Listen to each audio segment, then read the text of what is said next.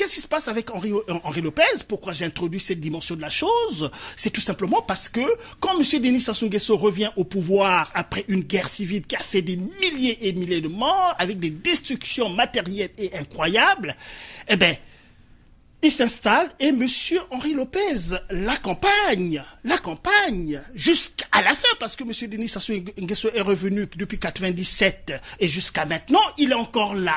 Donc en dehors de cette exaltation par rapport à l'œuvre qu'il a vécue, qu'il a écrit, qu'il a légué aux Congolais, il faut quand même qu'on soit franc. Ouais. Il faut qu'on soit franc. Pendant le nazisme, on a vu comment est-ce que les scientifiques qui ont accompagné Hitler à faire ce que Hitler a fait, eh ben, ils ont été, n'est-ce pas, face à l'histoire. Absolument. Bonjour à tous. Merci de vous joindre aux Matins éphémères. Au microphone, Jean-François Artaud. Bonne journée à tous. Alors, vous êtes à les Matins éphémères à l'édition du 7 novembre, mardi 7 novembre. Toujours un plaisir de vous savoir à l'écoute. Ce matin, on aura une émission évidemment très chargée, comme on l'a souvent. On aura plusieurs chroniqueurs qui vont se joindre à nous en studio et au téléphone. On va exceptionnellement commencer l'émission avec Georges Gaumois, mais avant qu'on commence avec Georges, vous donner peut-être quelques informations sur le contenu de l'émission. Avec Georges, et dans quelques instants, on va rendre hommage à un écrivain congolais du nom de Marie-Joseph Henri Lopez, qui est décédé il n'y a pas très longtemps, le 3 novembre dernier. Alors avec Georges, on va faire le tour de ça. On va prendre juste un petit pont musical et je vous reviens tout de suite, ou dans quelques secondes plutôt, avec Georges Gaumois pour parler de la chronique d'Afrique noire. Toujours un peu embêtant de couper Alexandra Streliski comme ça, mais on va y revenir, parce que comme vous le savez peut-être si vous nous suivez depuis un certain temps, c'est une pianiste que j'adore, Alexandra Streliski. Donc, on va revenir à la musique d'Alexandra. Mais pour l'instant, accueillons donc l'ami Georges Gaumois. Bonjour, Georges. Bonjour, Jean-François. Comment vas-tu? Ben, je vais bien. Ben oui, il pleut ce matin, hein, puis il a neigé beaucoup cette nuit. La deuxième neige, je pense. Ben oui, la deuxième neige, oui. Ben oui. Il y a même des camions qui passaient sur la rue chez moi ce matin. Mais tu sais que je m'inquiétais déjà. Ah, c'est vrai? Oui. Mais c'est la saison quand même. Oui, c'est vrai. En novembre, avec les changements climatiques, on se dit toujours, mais quand c'est pas comme d'habitude, ouais. est-ce que, bon, ben voilà. Mais tu sais quoi, Georges? Je pense qu'il y en a plus d'habitude. Tout est chamboulé maintenant. Tout est chamboulé, il faudra bien s'y adapter, quoi. Exactement. Nous sommes à la période de l'adaptation. Exactement. Voilà. Alors ce matin, on veut rendre hommage à un écrivain qui est malheureusement décédé il y a quelques jours, un écrivain congolais. Oui. Du nom de Monsieur Henri Lopez. Ben oui, absolument, Jean-François. Ben écoute, tu sais, le Congo-Brazzaville, c'est un haut lieu de culture, de la littérature. Il y a beaucoup d'écrivains de renom qui sont du Congo-Brazzaville, les Chikaya Utamsi, les Alema Bankou, que tu as certainement entendu, qui a été même président comment on appelle l'événement des écrivains, là, c'est passé, du salon littéraire, qui s'est passé à Québec il y a peut-être 4 ou 5 ans, qu'il est venu, il était président de ce salon-là, avec Daniela Ferrière, on était tous là, et voilà. Et, ben, alors, Henri Lopez, comme tu l'as dit, c'est une grosse pointure de la littérature congolaise, pas seulement congolaise, mais la littérature africaine et la littérature francophone, il faut le dire, quoi. Alors, Henri Lopez, il est né donc en 1937 à Kinshasa, la capitale de la RDC. À l'époque, c'était le Congo, Léopoldville ou le Congo belge. La République démocratique du Congo à l'époque. Aujourd'hui, maintenant République démocratique du Congo maintenant, mais il est du Congo-Brazzaville. Il est du Congo-Brazzaville, il a passé son enfance, sa tendre enfance à Brazzaville. Disons, ses études primaires, il les a faites à Brazzaville et à Bangui. Bangui, c'est la République centrafricaine, juste au nord du Congo. Et pour ses études secondaires et supérieures, il est venu, Jean-François, en France. Il est venu en France. Comme plusieurs à l'époque. À un âge très tendre, très jeune, puisqu'il n'a fait que ses études primaires en Afrique. Donc, il s'est installé avec ses parents à Nantes. Il est né d'un père portugais et d'une mère congolaise.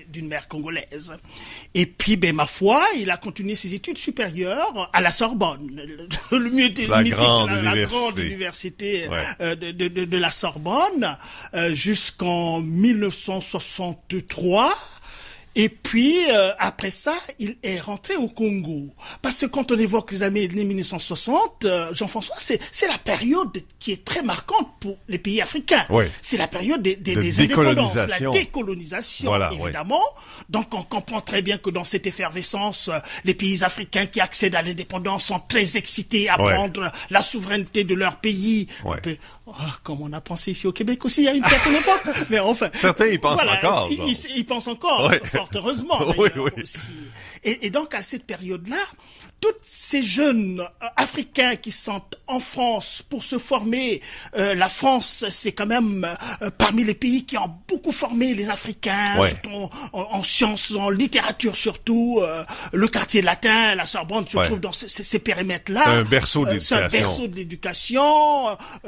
Les Aimé Césaire et tous les autres sont passés par là. Voilà. Alors, Henri Lopez, en 1963, a pensé que, évidemment, après s'être formé comme cela, il faut que je rentre au Congo-Brazzaville. J'ai une espèce de devoir. Un devoir, évidemment, dans cette excitation. Et il est rentré au Congo-Brazzaville pour enseigner. Il a enseigné de l'histoire. Il a enseigné l'histoire.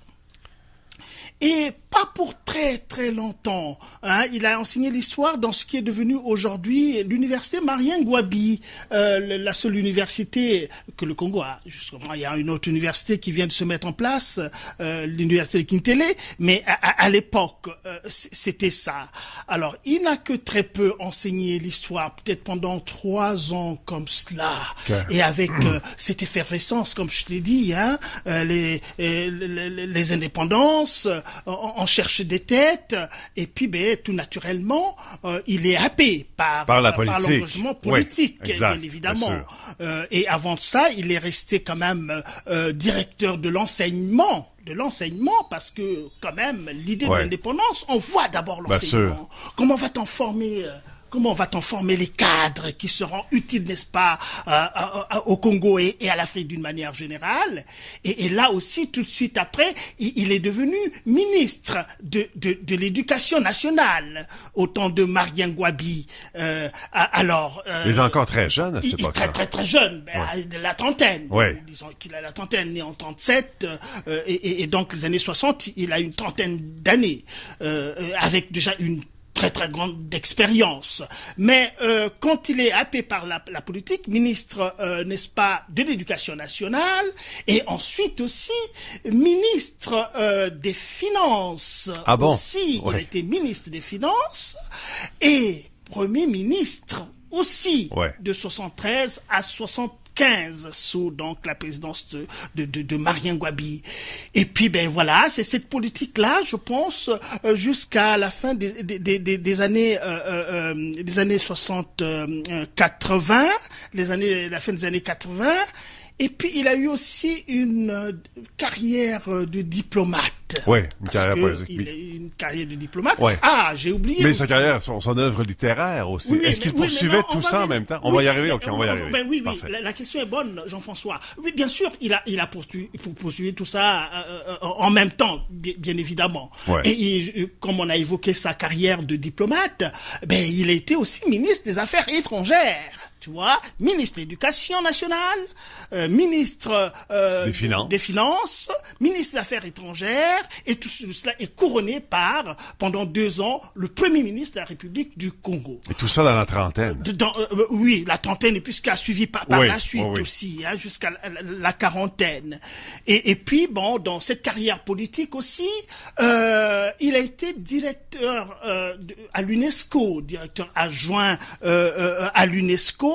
À Paris, évidemment, c'est tout un honneur quand même. L'UNESCO, c'est une grosse affaire au niveau des organisations internationales. Et puis, pendant assez longtemps, il est resté à ce poste-là comme directeur adjoint. Je me rappelle plus exactement ça va me revenir certainement au cours de l'émission, mais en tout cas, il a travaillé à l'UNESCO pendant pas mal d'années. Voilà à peu près cette carrière de diplomate, et puis cette carrière jusqu'à vers la fin. Il a servi comme ambassadeur, n'est-ce pas? Ça on l'a dit, je pense. Ambassadeur du Congo en France jusqu'à ces dernières années au fond.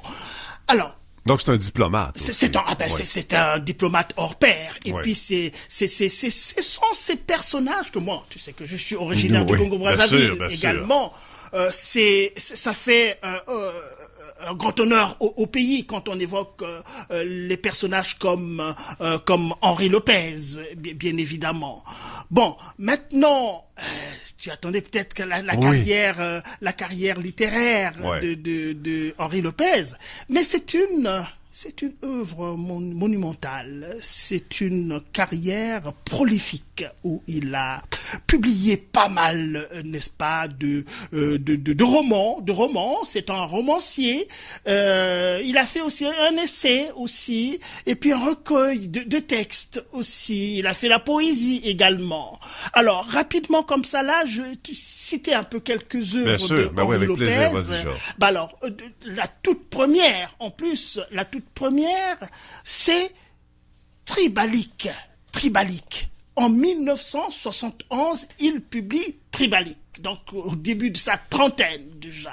Ouais. Et ce livre Tribalique, aux éditions Clé à Yaoundé, parce que à l'époque aussi, Yaoundé au Cameroun, c'est là où il y avait la grande édition qui publiait les Africains. S'ils venaient pas en France à Présence africaine en tant que telle, c'était aux éditions Clés de Yaoundé. Donc c'est Tribalique qui marque son entrée dans la littérature, qui est un recueil de 8 nouvelles, donc de 8 nouvelles, et ce qui est une première œuvre de Henri Lopez en 72, et il a obtenu un prix. Déjà? Oui, le premier ouvrage, le Grand Prix littéraire d'Afrique noire. Et dans Tribalique, qu'est-ce qu'il relate? Les faits sociaux du Congo, voilà, tout à fait. Tu sais que cette période, on l'a dit, les années 60-70, on essaie de regarder les cadres de la société africaine d'une manière générale. Développer des modèles. Exactement. Et puis, il y a ce Tribalique qui apparaît.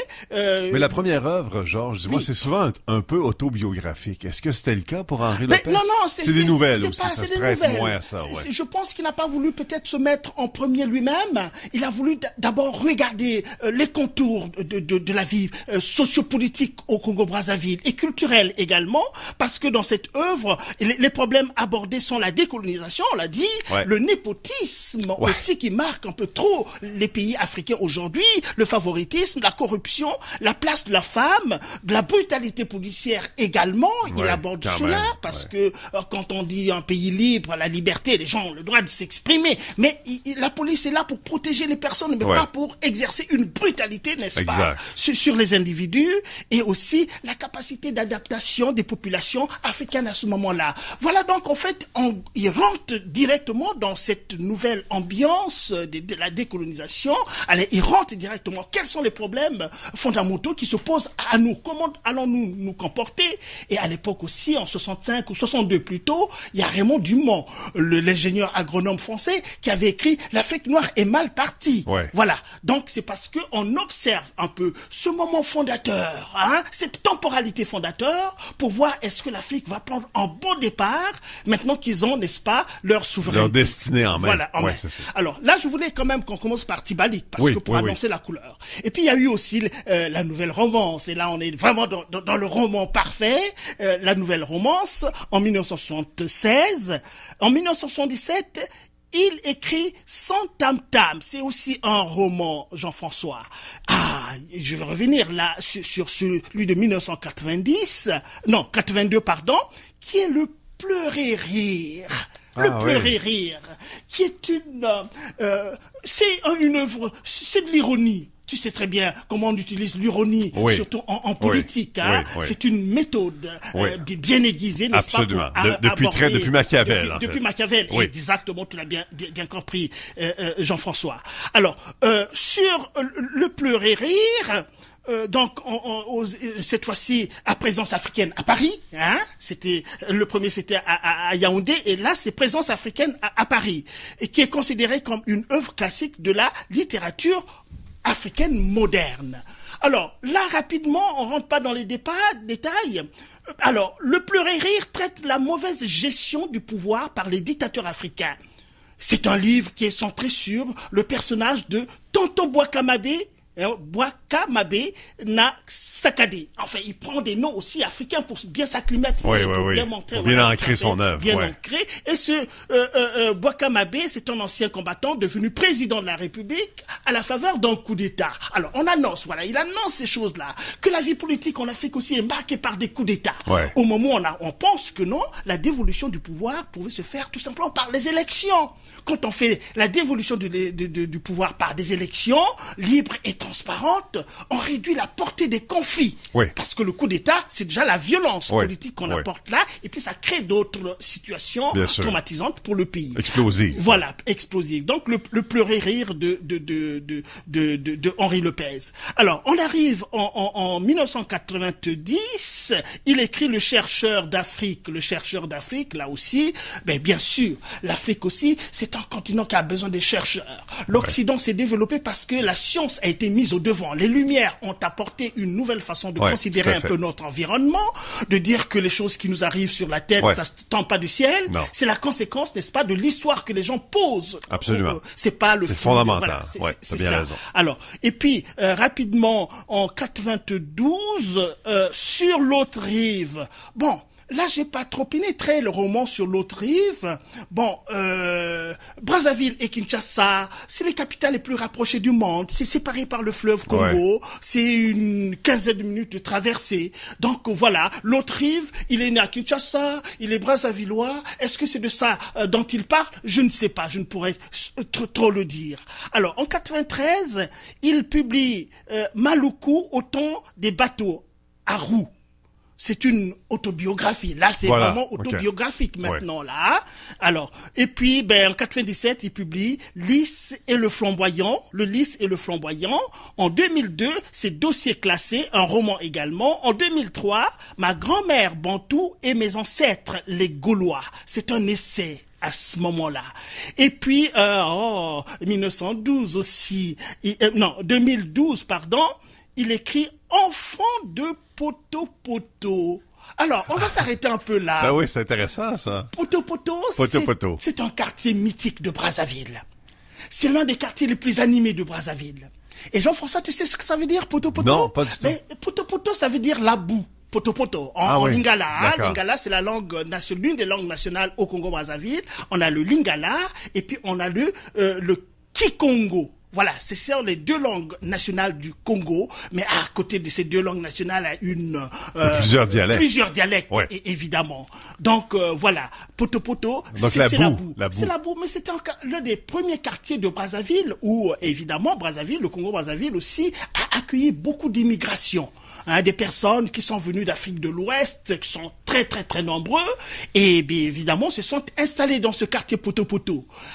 Donc beaucoup de gens sont très fiers de ce quartier Poto-Poto, et Henri Lopez lui-même aussi a un amour, une sensibilité par rapport à ce quartier Poto-Poto. Le nom est joyeux. Le nom est Poto-Poto. Ouais, Poto-Poto. Tu peux le dire comme ça? Oui, Poto-Poto. Voilà, c'est un plaisir de le prononcer. Quand tu iras à Brazzaville, tu dis je vais Georges m'a demandé d'aller aller à Poto-Poto. Voilà. Les gens seront très contents de te montrer le chemin pour aller à Poto-Poto. Je vais faire ça. Alors là, l'histoire avec une enfant de Poto-Poto. Alors là, je pense aussi qu'il parle de lui-même. Il parle de lui-même parce que l'enfant, c'est un roman aux éditions Gallimard. Cette fois-ci, on monte quand même. Gallimard, c'est pas. C'est la grande maison d'édition. Donc quand un écrivain est la collection blanche et tout ça. Absolument. Alors ici, qui a obtenu aussi un prix, le prix littéraire de la Porte Dorée en 2012. Et l'œuvre traite de l'amitié entre deux jeunes Congolaises qui vont se séparer un temps après l'évolution politique de leur pays. À cette période-là aussi, ces années-là, beaucoup de jeunes veulent aller apprendre à l'étranger. Et là, rapidement, pour te dire pourquoi je dis que c'est peut-être de lui-même dont il parle, il parle de Pélagie et de Kimia, qui sont deux bonnes amies vivant à Poto-Poto, le quartier le plus animé de Brazzaville après l'indépendance. À la fin des années 1960, évidemment, élève au lycée Savognard de Brazza, où je suis passé d'ailleurs aussi, je suis passé à ce lycée-là, voilà. Élève au lycée Savognard de Brazza, elles attendent ensemble une bourse pour leurs études universitaires à l'étranger. Alors, c'est là où je pense qu'ils rentrent en scène. Elles tombent toutes les deux amoureuses de leur professeur de lettres. Lui, il a enseigné la littérature. Ouais. Alors, Monsieur Franceschini, un métis, il est métis, né dans la même zone, à Poto-Poto. Ouais. Il affiche une vision positive du développement de l'Afrique en s'engageant dans la littérature et dans la politique. Peu après, Kimia se lance dans la littérature. Ce trio se sépare ensuite, chacun suivant sa propre destination. Donc c'est là où je me suis dit, c'est peut-être une petite histoire d'amour d'enfance. Parce que après toute cette effervescence sentimentale autour de la littérature, chacun est allé de son côté. Et puis, l'un des derniers, c'est quand même... En 2015, il écrit Le Méridional, et en 2018, je crois que c'est le dernier qu'il aura publié, c'est un récit. Il est déjà demain. Bon, voilà un peu l'ampleur de la littérature que nous lègue Henri Lopez. C'est colossal, quand même. C'est colossal. Ouais. Et puis, ces ouvrages aussi ont été au programme. Bon, c'est ce que j'allais te demander. Vas-y, alors, pose ta question. Alors, moi, ce que j'ai envie de te demander comme question, justement, c'est l'influence d'Henri Lopez. Donc, tu disais que c'est au programme. Donc, c'est enseigné aux jeunes. Absolument. Ouais. Il y a une grande fierté autour d'Henri Lopez. C'est une grande fierté quand tes œuvres de littérature sont inscrites dans les programmes d'enseignement en Afrique. Et là, quand on regarde un peu les hommages qui sont rendus à Henri Lopez en Côte d'Ivoire, c'est une flopée d'hommages à le grand écrivain congolais. Henri Lopez est décédé, il cite ceux qu'ils ont étudié, n'est-ce pas? Donc il laisse un héritage. C'est là où, évidemment, bien sûr, Henri Lopez aujourd'hui, il est immortel maintenant de par la grosseur et puis de son œuvre littéraire, mais aussi de sa mission diplomatique. Et de sa mission diplomatique aussi. Bon, mais maintenant, là, on s'exalte de l'homme. Mais là, je vais introduire une vision beaucoup plus personnelle et beaucoup plus critique aussi. Beaucoup qui vont m'entendre ne seront peut-être pas contents, mais je pense quand même que les hommes de science, les littéraires aussi, ils disent la société. Et en principe, ces personnes-là, c'est des personnes qui vont avoir avec l'éthique rêvée au corps. La science est universelle. Et quand on s'engage en science, on a toujours ceci en tête. On magnifie l'être humain en tant que tel. Je vais en venir où? Bon, au Congo-Brazzaville, depuis 1997, on a eu une guerre civile. Une guerre civile qui a ramené Monsieur Denis Sassou Nguesso au pouvoir. Après l'éclipse démocratique, parce que Monsieur Sassou Nguesso est resté au pouvoir de 1977 à 1992, donc 13 ans au pouvoir, d'un pouvoir dictatorial. Et quand arrive la démocratie au Congo-Brazzaville dans les années 60, consécutive au consubstantiel avec la chute du mur de Berlin, tous les pays s'offrent à la démocratie. En fait, il y a aussi François Mitterrand qui, à l'époque aussi, pousse les pays africains à aller vers la démocratie. Et on était exaltés. Que voilà. On a vu comment la démocratie a fait des merveilles en Occident, tout simplement. Tu es président de la République, tu restes le nombre de mandats qu'il faut pour laisser la place aux autres également. Les pouvoirs dictatoriaux sont des pouvoirs qui sont des pouvoirs usurpés et brutaux, surtout brutaux, parce que c'est mortifère, c'est criminogène. Absolument. Alors, qu'est-ce qui se passe avec Henri Lopez? Pourquoi j'ai introduit cette dimension de la chose? C'est tout simplement parce que quand M. Denis Sassou Nguesso revient au pouvoir après une guerre civile qui a fait des milliers et milliers de morts, avec des destructions matérielles et incroyables, il s'installe et Monsieur Henri Lopez l'accompagne jusqu'à la fin, parce que Monsieur Denis Sassou Nguesso est revenu depuis 97 et jusqu'à maintenant, il est encore là. Il s'était pris une constitution avec 2 mandats. Quand il a terminé ces 2 mandats, il change de constitution. L'ancienne constitution qu'il avait taillée sur mesure n'est plus bonne. Et Monsieur Henri Lopez est resté ambassadeur à Paris. Donc, en dehors de cette exaltation par rapport à l'œuvre qu'il a vécue, qu'il a écrit, qu'il a léguée aux Congolais, il faut quand même qu'on soit franc. Il faut qu'on soit franc. Pendant le nazisme, on a vu comment est-ce que les scientifiques qui ont accompagné Hitler à faire ce que Hitler a fait, eh ben, ils ont été, n'est-ce pas, face à l'histoire. Absolument. Donc c'est pourquoi, là je suis, tu vois comment je le dis, je dis c'est tellement grave là-dessus parce que je ne transige pas là-dessus. Hein? Quand on est au pouvoir, c'est pour le service public. Ouais. Mais on vient pas au pouvoir pour instaurer une démocratie et l'accompagner d'une criminologie, une criminalité extraordinaire. Non. Donc, monsieur Henri Lopez aussi, l'histoire, c'est pas moi qui le juge, l'histoire aussi aura à le juger à ce niveau-là. Pourquoi avoir accompagné une personne qui, durant toute sa carrière politique, s'est illustrée par une dictature féroce dans un pays qui ne demande pas autre chose qu'à vivre ces populations qui n'ont rien fait à la personne qui prend le pouvoir et qui se met à les mater, à les détruire et ainsi de suite. Et l'État du Congo aussi, aujourd'hui, c'est un État délabré parce que depuis 25 ans qu'il est revenu au pouvoir, ben, c'est la corruption et surtout, Jean-François, c'est tout ce que Henri Lopez a dénoncé ici depuis Tribalique. Alors qu'il est complice de ce régime. Alors, dénoncer cela avec une violence, avec l'ironie aussi du pleurer rire, quand même. Il introduit la dimension ironique dans la chose. C'est quand même truculent, ça. Et se mettre à soutenir une personne qui ne se cache même pas de faire ce qu'il est en train de faire. Et soutenu, bien sûr, par ses amis en France. Et puis le pouvoir aussi, on se dit peut-être des salons feutrés du pouvoir font oublier pas mal de choses aux gens. Mais ça, c'est quand même dommage. Absolument. Et je vais terminer en disant que Henri Lopez n'est pas le seul. Il y a tellement de grosses pointures dans la littérature congolaise qui nous font un bonheur incroyable, comme le professeur Théophile Obenga également, le grand égyptologue, qui a été travaillé avec Cheikh Anta Diop, et lui aussi, un grand littérateur, un grand professeur des universités, et lui aussi qui accompagne Denis Sassou Nguesso.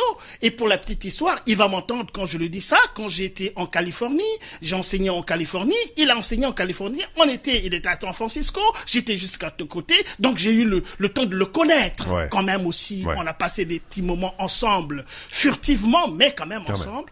Et parfois, on est quand même étonné de voir que les grands hommes de la littérature et de la science accompagnent la bêtise humaine.